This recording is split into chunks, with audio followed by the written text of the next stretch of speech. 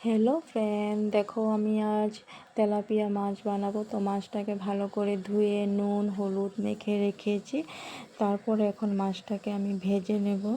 তো মাছটাকেও আমি ভেজে নেব। দেখো এখন বসিয়ে দিয়েছি। তো মাছটাকে ভালো করে ভেজে নিয়ে তারপরে এখানে হলো মশলার জন্য একটুখানি পেঁয়াজ, দুটো কাঁচা লঙ্কা, অল্প একটু জিরার গুঁড়া, বেশি মশলা দেব না তাই একটুখানি নিয়েছি। আর হলো এখানে তেলে আমি পেঁয়াজ দিয়ে দিয়েছি। পেঁয়াজটাকে লাল করে ভেজে নেব। তো পেঁয়াজটা লাল করে ভেজে নেওয়ার পর তারপর আমি টমেটো দিয়ে দেবো। টমেটোটাকেও লাল করে ভাজা ভাজা করা হয়ে গেলে মশলাটাকে দিয়ে দেব। তো মশলাটাকে কষিয়ে নেব। মশলাগুলোকে ভালো করে কষা হয়ে গেলে তারপর আমি জল দিয়ে দেব। তো জল দিয়ে দেওয়ার পর দেখো, তো মশলাটা যখন একটু জলটা ফুটে আসবে তখন আমি মাছটাকে ছেড়ে দেব। তো মাছগুলোকে ছেড়ে দেওয়া হয়েছে। তখন মাছটা যখন একটু ঝোলটা শুকিয়ে আসবে, মাখা মাখা হয়ে আসবে, তখন আমি মাছটাকে নামিয়ে ফেলবো।